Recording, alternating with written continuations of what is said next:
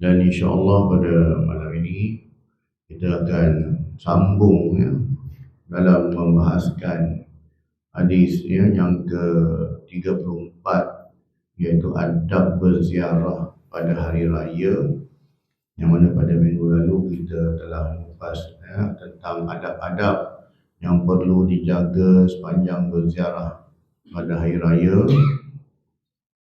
Dan kita malam ni kita sambung pada poin yang keempat. Setelah kita mengupas tentang poin yang pertama, niat yang baik. Yang kedua, meminta izin untuk datang ziarah. Yang ketiganya, memberi salam. Yang keempatnya, kita sempat kupas sikit malam tu, memilih masa yang sesuai. Memilih masa yang sesuai.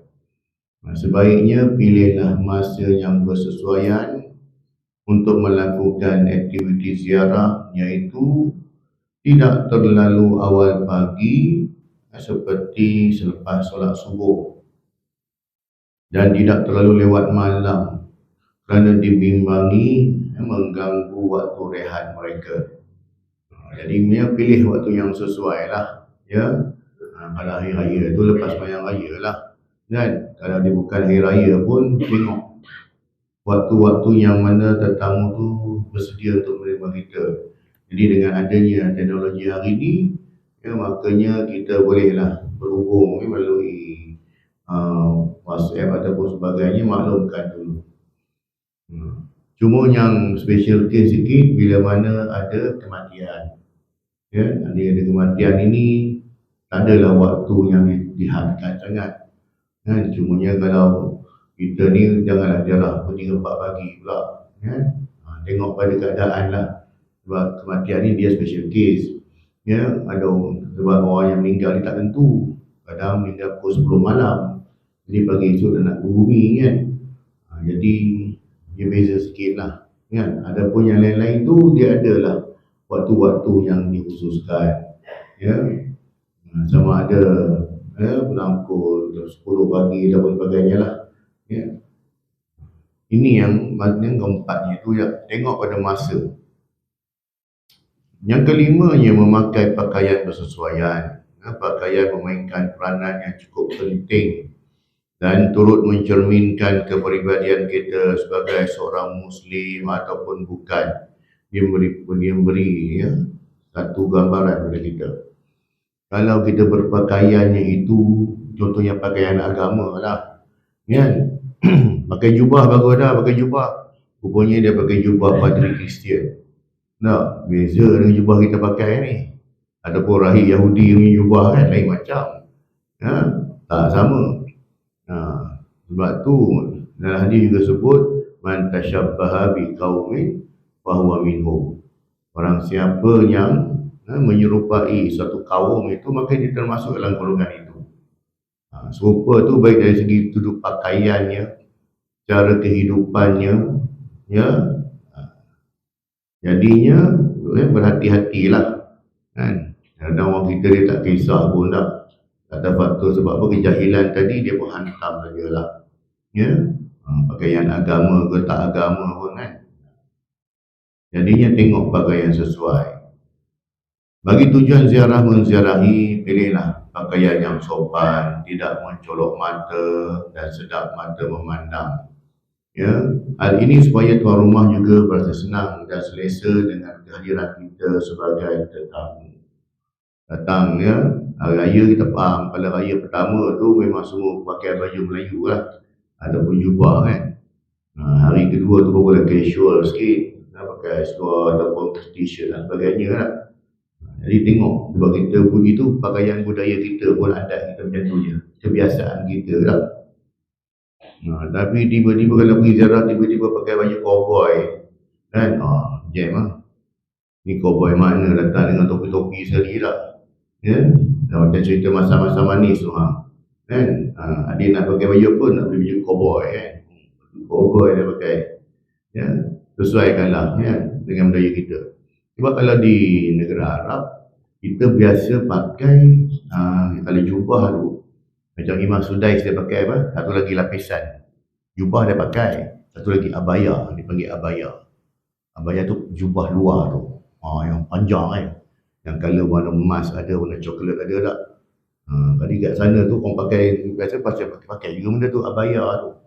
Yang dia abaya ni pakaian untuk perempuan pun ada, untuk lelaki pun ada.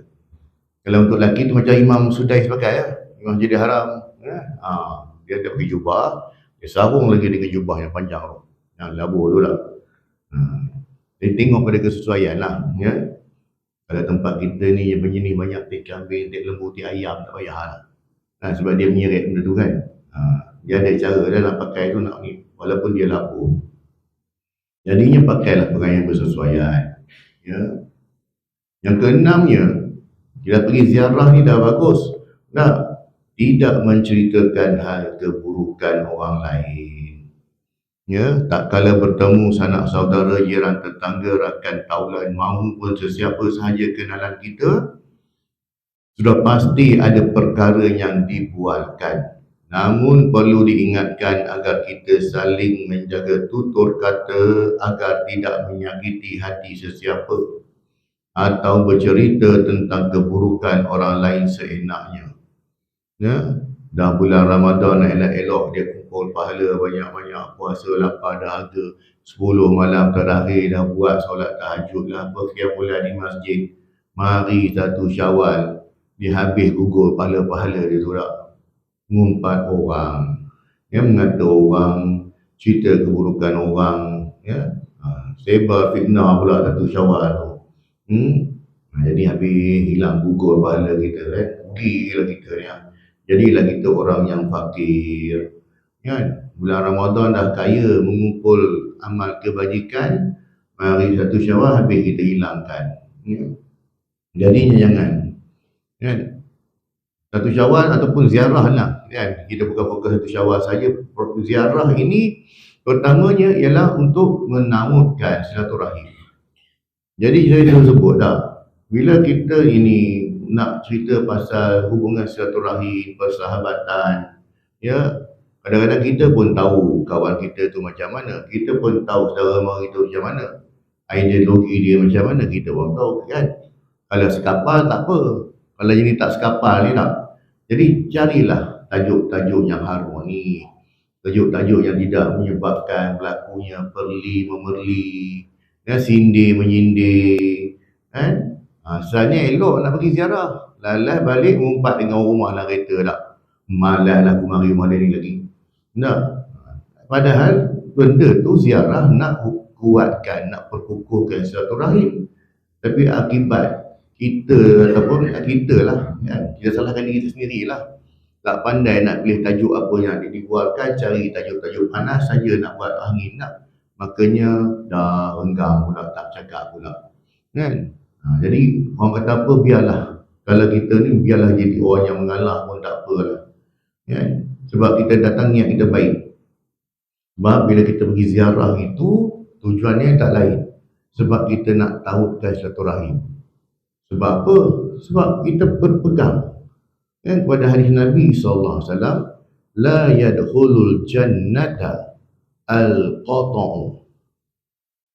Tidak masuk syurga orang yang memutuskan silaturahim. Jadi kita pun pergi ziarah, makanya tak apalah kalau orang tu bila tahu dia pun tak pun suka kita tak pergi rumah, kalau kita pergi rumah dia pun cara cakap tu pun tak apa, tak masalah. Pergi rumah ipar duai ke, niat penting. Aku datang sebab ziarah nak eratkan silaturahim itu je lah. Paling kurang kalau kita pergi ziarah pun, kalau dia tak suka kita pun, mungkin dia ada kisah yang mana dulu dia tak suka kita tak apalah. Kurang-kurangnya kita dah ada usaha, pergi dah tunjukkan keikhlasan kita mendah diri lah. Sebab orang kata kalau macam hari raya ni, inilah peluang untuk kita menautkan silaturahim. Mana hari raya tak? Hari raya kan open, dia datang, siapa-siapa pun datang. Tak kisah pun kan. Berbanding hari-hari lain tak. Sebab kita sebut hari raya ni, memang tuan rumah dah siapkan makanan khusus untuk tetamu-tetamu datang je lah. Jadi kita yang sebagai tetamu ni, kita niat datang nak eratkan silaturahim. Pergilah mana-mana ziarah pun, niat itu tu. Sebab kita kata, aku pegang dengan hadis Nabi tak masuk syurga orang yang memutuskan silaturahim ni. Mari sembang nak gaduh, tak mau. Kan? Tak apalah kalau kita ngalah lah, tak apalah. Kau menang ke tak apalah kau menang. Kalah pun tak apa. Kan? Sebab apa? Islam ni dia cukup, yalah, kita ni orang Islam, dia bukan tengok daripada latar kulit, dia bukan tengok siapa kita, background, kaum kita, tak. Islam ini diikat dengan akidah. Jadi lebih mengatasi agama lain.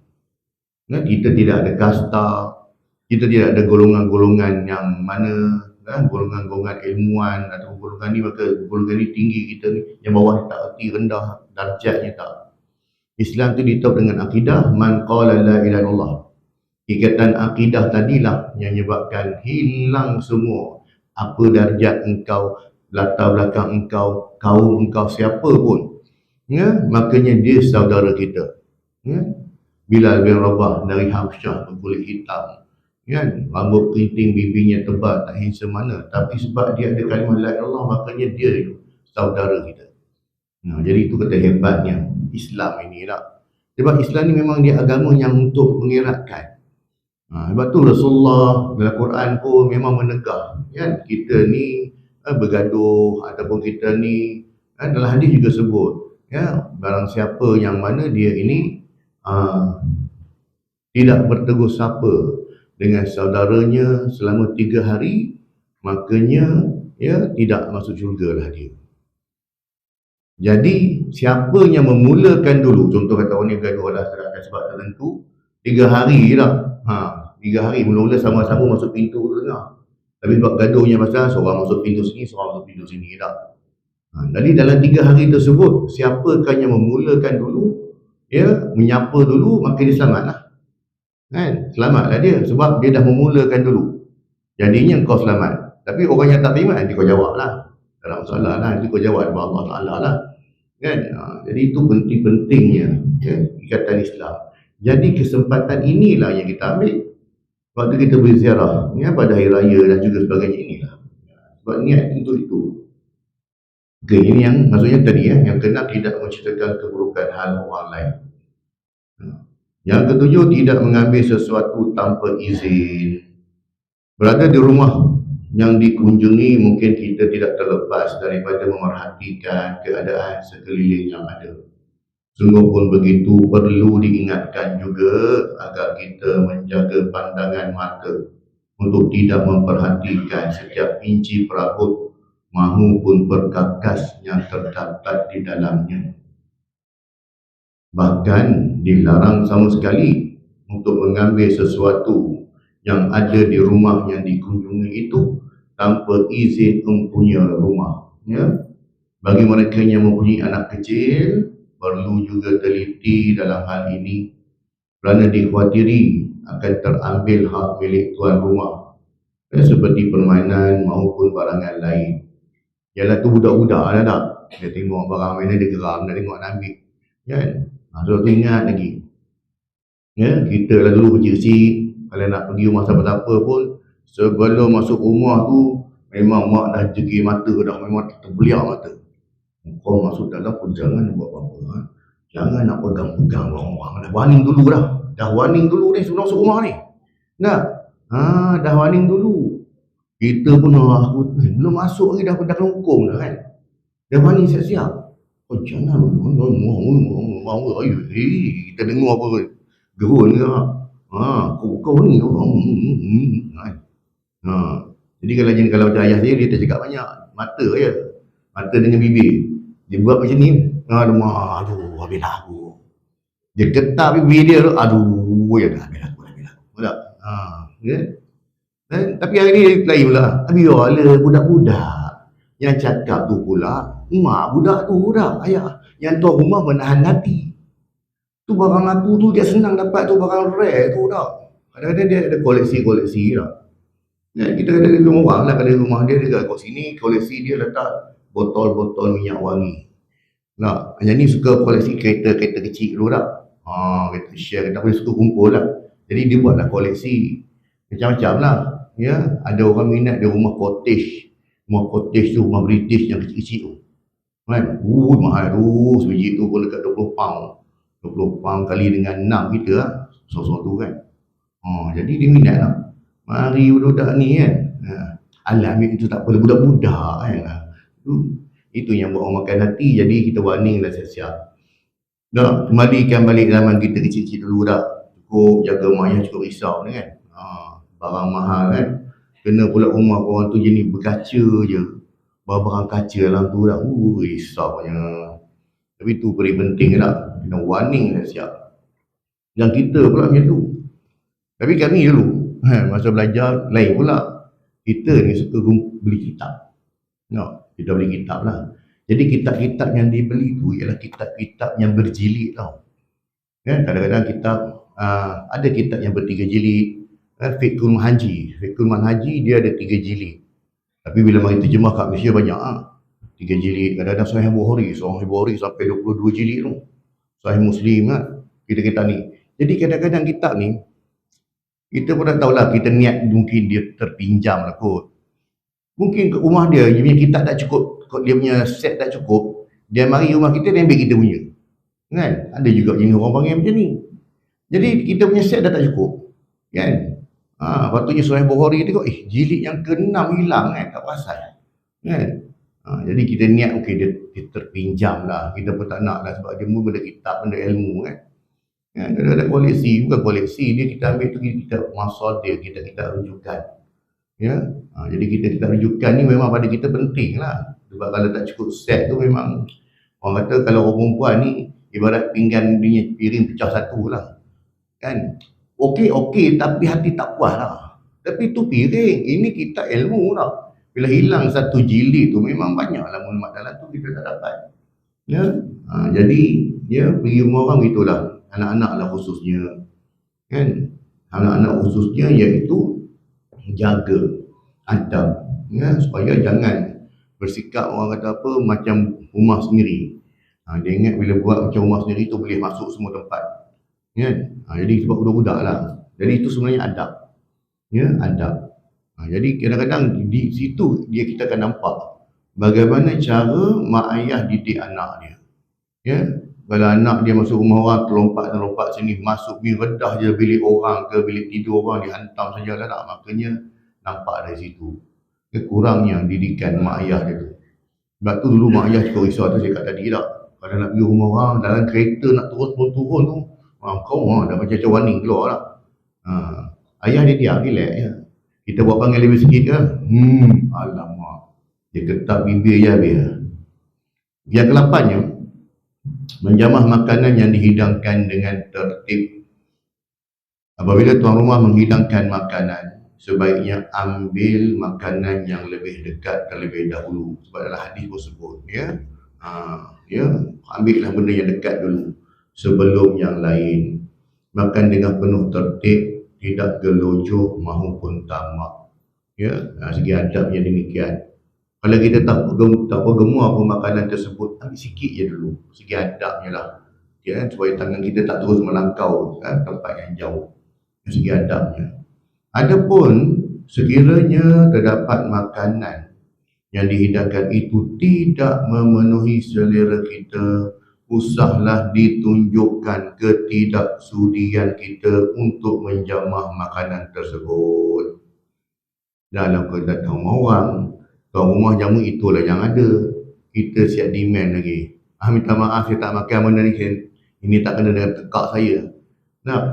Tuan rumah tu sebab dia kan dia pun nak jaga aib tetamu dia tak. Kalau dia pun mulut laser juga, itu kau punya hal lah. Kau suka tak suka, kau suka kau makan, tak suka kau belah lah kan.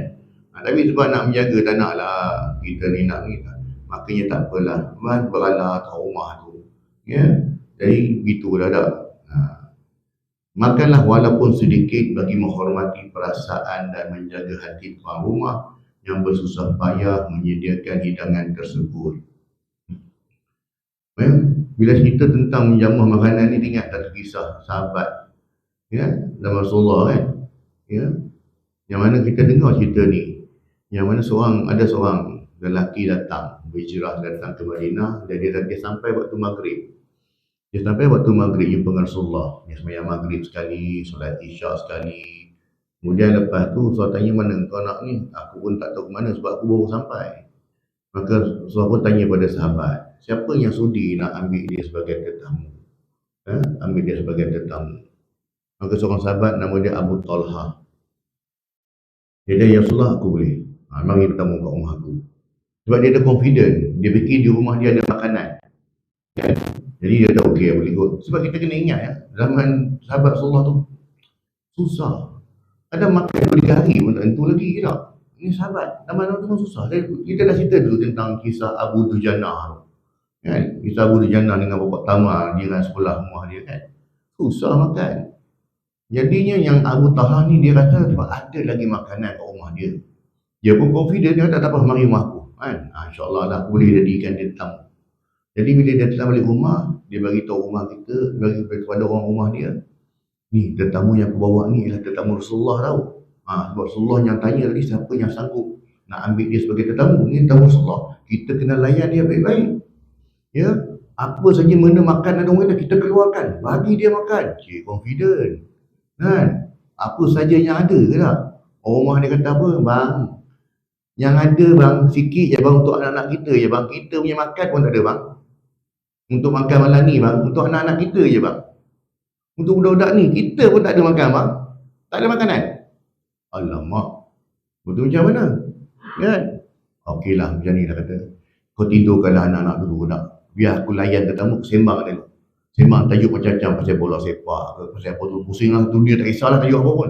Yang penting sembang dulu budak, layan dia tak. Maka bila anak-anak dah tidur, maka barulah rumah dia buat makanan. Buat cukup-cukup, memang ingatkan cukup untuk anak. Untuk seorang tetamu pula faham lah.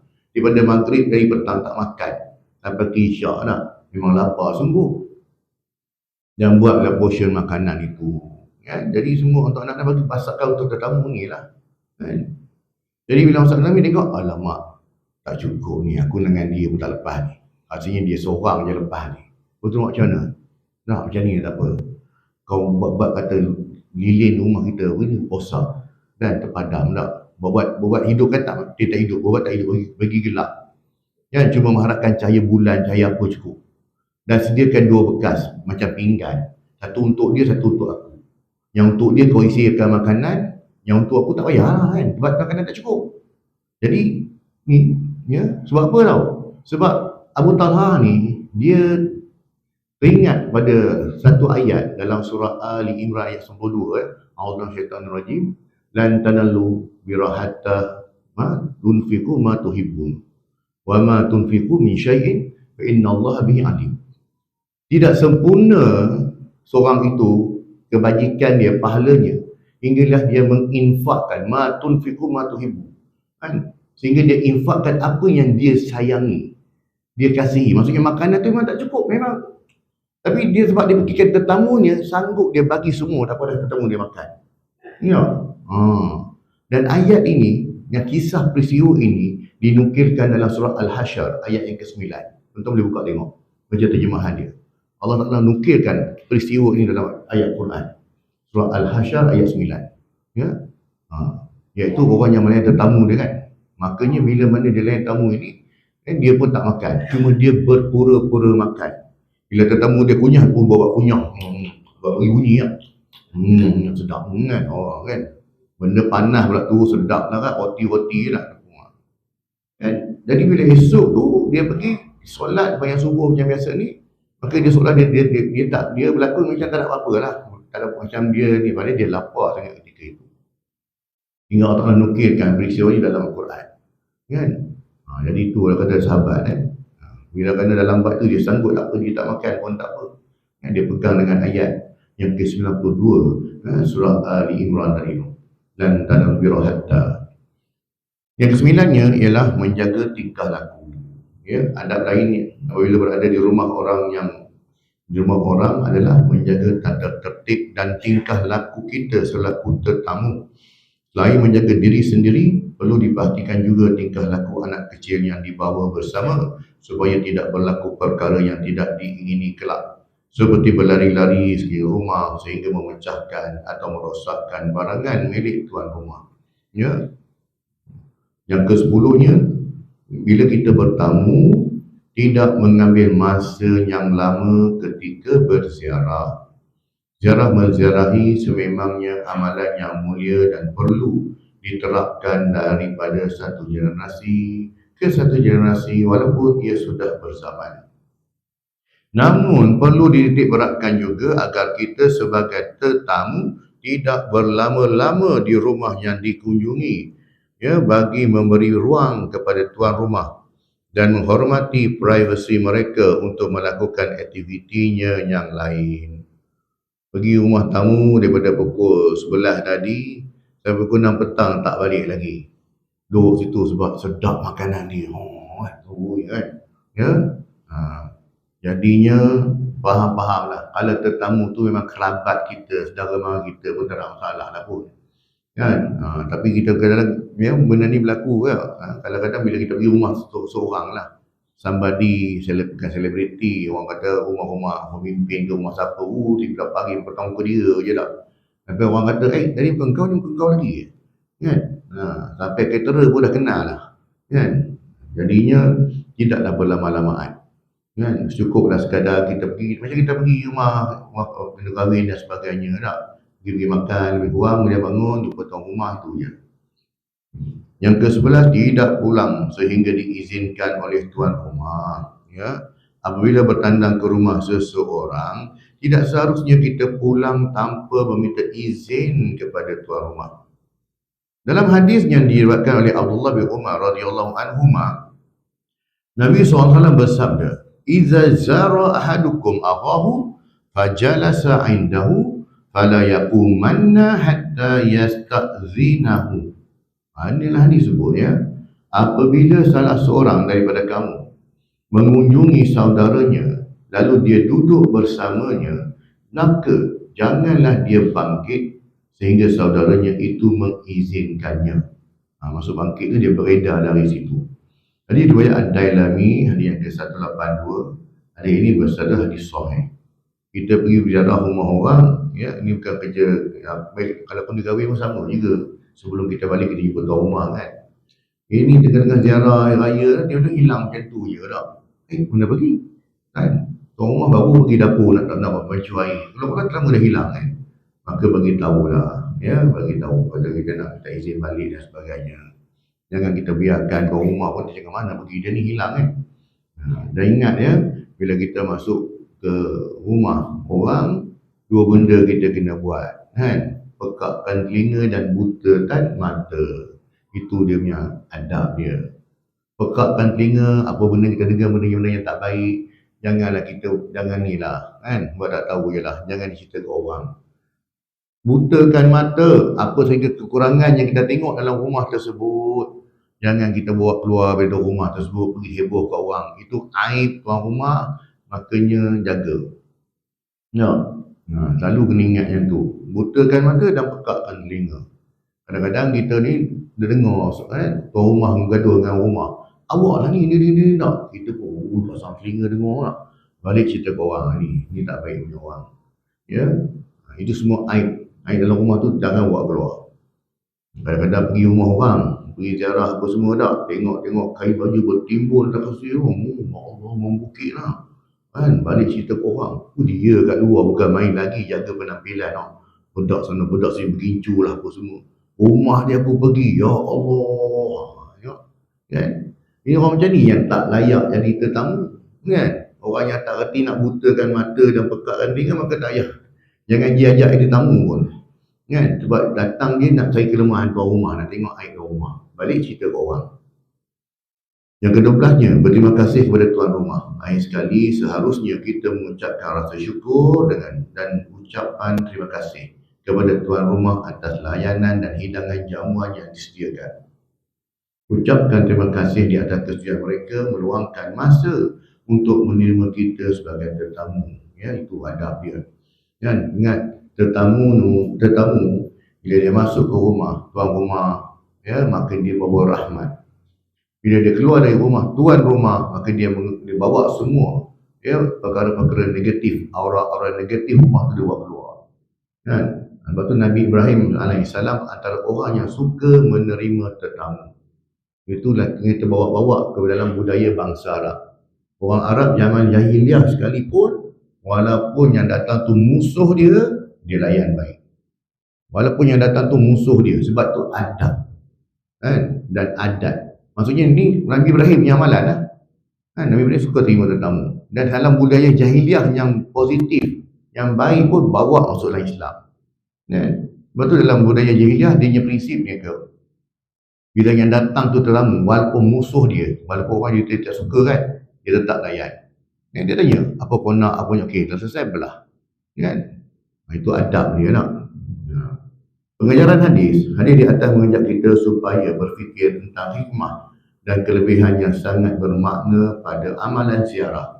Ia adalah medium untuk berhubung dan merapatkan lagi ikatan persaudaraan sesama Islam sebagai salah satu usaha untuk memperbaiki dan mempertingkatkan ikatan silaturahim sesama insan. Sebagaimana firman Allah SWT, innamal mu'minuna ikhwatun fa aslihu baina akhawaykum wattaqullaha la'allakum turhamun. Maksudnya sesungguhnya orang-orang beriman itu adalah bersaudara.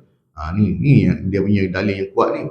Ya, sebab atas dasar akidah tadi, maka damaikanlah di antara dua saudara kamu yang bertelingkah itu dan bertakwalah kepada Allah SWT supaya kamu beroleh rahmat. Al-Hujurat ayat 10.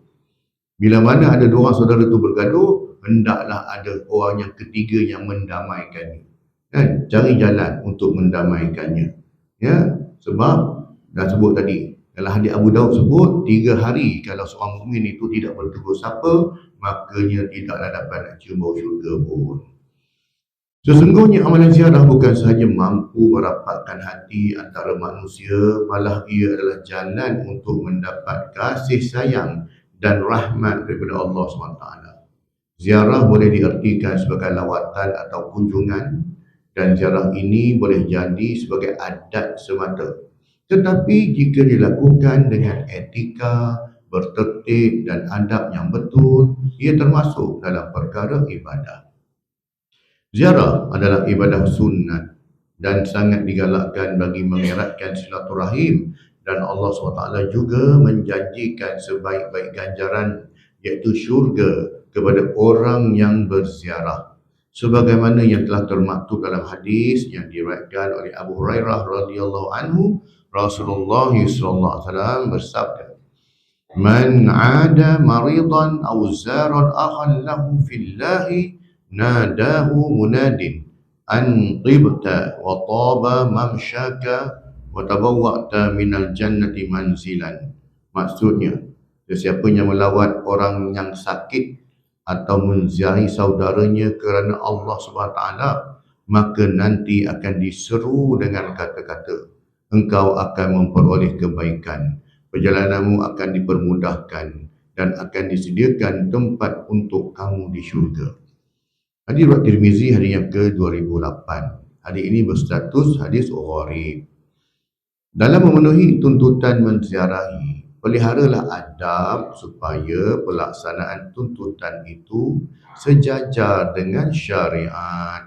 Ya, nak ziarah lah, tapi syariat tu kena jaga. Dari segi pencampuran lelaki perempuan, daripada segi hidangan makanannya itu tidak makanan haram. Dari segi hiburan-hiburannya itu tidak melampau kan. Meletakkan niat ziarah kerana Allah SWT untuk mengeratkan lagi hubungan silaturahim, tidak kira antara orang kaya ataupun miskin. Sebab tu kadang-kadang bila kalau kenduri ni tuan, ya, untuk orang kata yang DJ tak, dia cadangkan pasanglah lagu-lagu yang satu usul-usul ketuhanan, lagu-lagu yang betul nasihat. Walaupun mungkin lagu tu lagu pop ke, siapa-siapa menyanyi pun tak. Kita bagi tahu DJ tu, saya kalau boleh saya nak kenduri saya ni lagu-lagu yang dipasang ni satu berusul ketuhanan, ya, kemudian lagu-lagu yang memberi nasihat. Lagu SM Saleh pun ada lagu usul nasihat kan. Bukannya masalah bagi dengar tak. Kan? Sebab kita kerja kahwin kan. Makanya itu buatnya tu lah kan. Tak ada lagu-lagu usul cinta sajalah, putus cinta lah macam-macam kan. Jadi bagi lagu-lagu yang ada usul gitu. Kesimpulannya, yang pertama, amalan ziarah, menziarahi atau kunjung mengunjungi memberi manfaat yang amat besar. Amalan ziarah membolehkan yang jauh menjadi dekat, yang renggang menjadi rapat, yang bersengketa menjadi damai dan sebagainya. Kedua, melalui amalan ziarah akan terbentuklah satu ikatan kasih sayang yang dapat menggerakkan persahabatan sesama insan serta mengeratkan hubungan silaturahim. Dengan hubungan silaturahim ini, kita akan dapat saling kenal mengenal antara satu sama lain, hormat menghormati, saling bekerjasama dan faham memahami sesama kita. Ketiga, Islam mengajak manusia saling kenal mengenal antara satu sama lain, hormat menghormati, bekerjasama dan faham memahami. Bagaimanapun, dalam keghairahan dan kegembiraan merayakan Hari Raya, perlu diingatkan supaya menjaga tingkah laku dan juga adab. Wallahu ta'ala alam.